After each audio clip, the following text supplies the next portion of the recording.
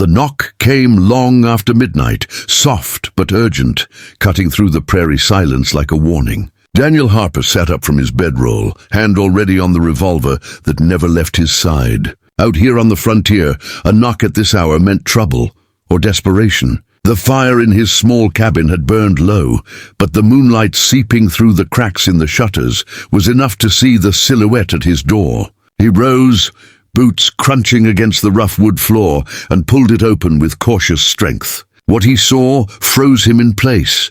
She stood there barefoot, her long hair tangled and wild, a torn piece of cloth clinging to her frame, more suggestion than clothing. Her dark eyes locked on his, wide with fear but also fierce with defiance. She swayed slightly, as though she had run far and fast, her chest rising and falling with shallow breaths. For a long moment neither spoke. The only sound was the distant cry of a night bird and the whisper of the wind curling across the plains.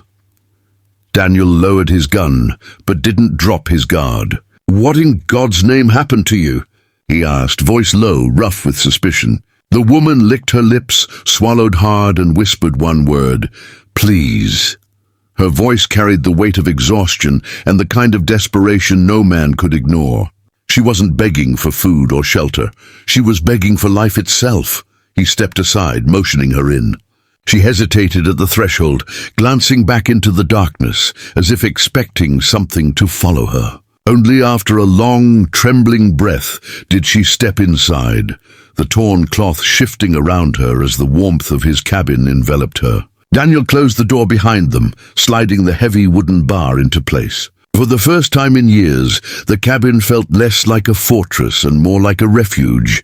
Up close, he could see the scratches on her arms, the bruises blooming across her skin. She had clearly escaped something or someone. His instincts told him to demand answers, but one look at her trembling hands silenced him. Instead, he stoked the fire, letting the flames brighten the room, casting her in a flickering glow. She stood by the hearth, hugging herself, eyes darting between him and the door. Finally, he spoke, quieter this time. "You're safe here. Nobody's getting through that door tonight." His words seemed to ease the tightness in her shoulders, though she still refused to sit. Instead, she remained standing, strong despite her weariness, like a warrior refusing to surrender even when battered. Daniel respected that. He'd seen it in men on the battlefield, but never in someone so fragile-looking.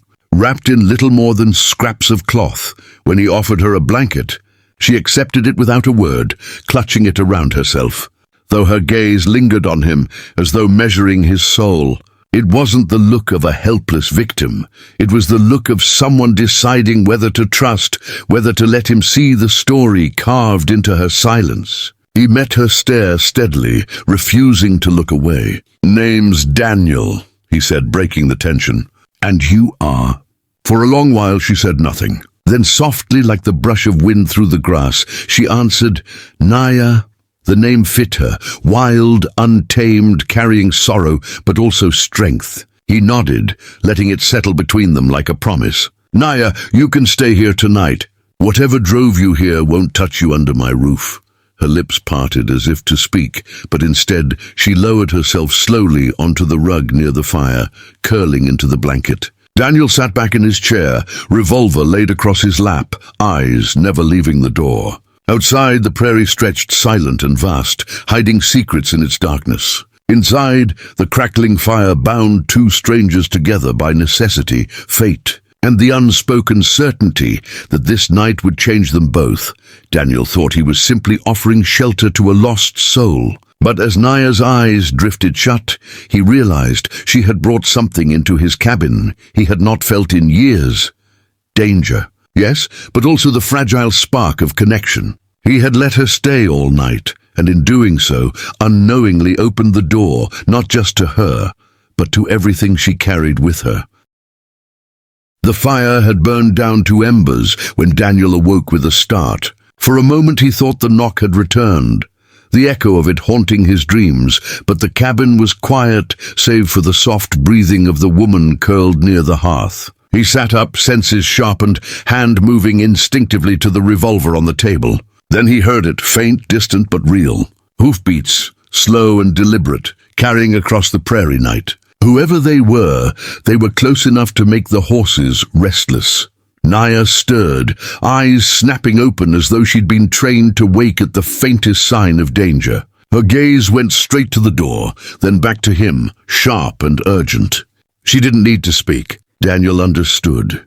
Whoever was out there was the reason she had come. He rose silently, moving to the shutter, peering through the narrow crack. In the moonlight, he could just make out 3 riders, cloaked in shadow, scanning the horizon as if sniffing for a trail. His jaw tightened. Trouble was here, and it wore the shape of men.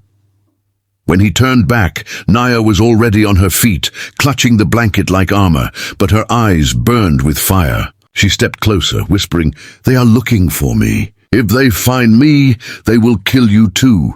Her words were steady, but her hand trembled where it clutched the fabric at her throat. Daniel studied her for a heartbeat, weighing the danger. He could order her out, wash his hands of her fate, but something in him rebelled against the thought. He had let her in, and that meant something.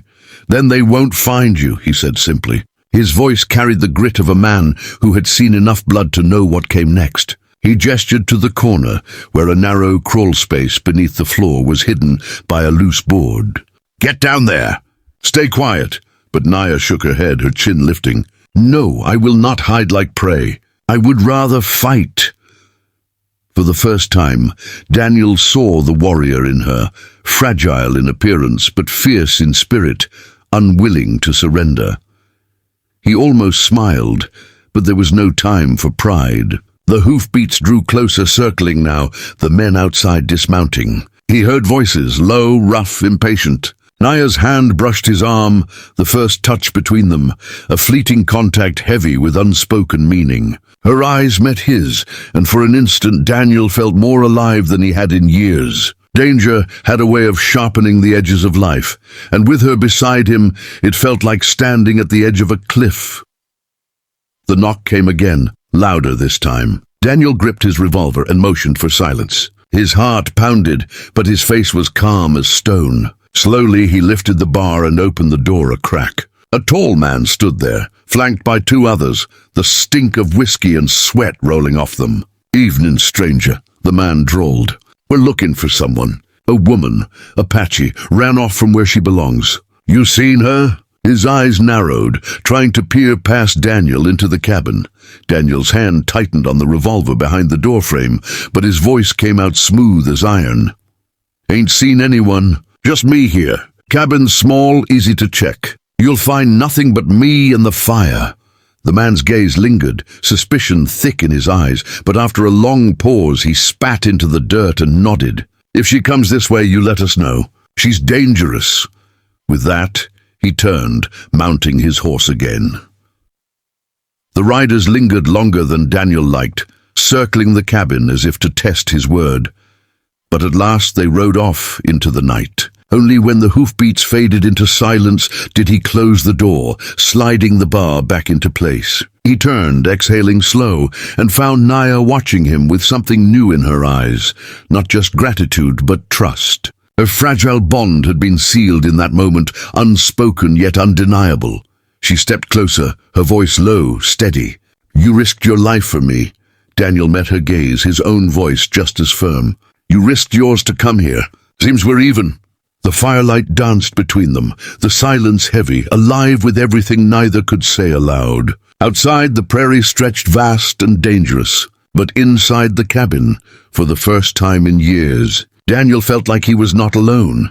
And as the night deepened, they both understood something had shifted. What had begun as desperation was becoming something neither of them could ignore, a choice that bound them together. Whether by danger, by fate, or by the quiet pull of 2 lost souls who had finally found each other.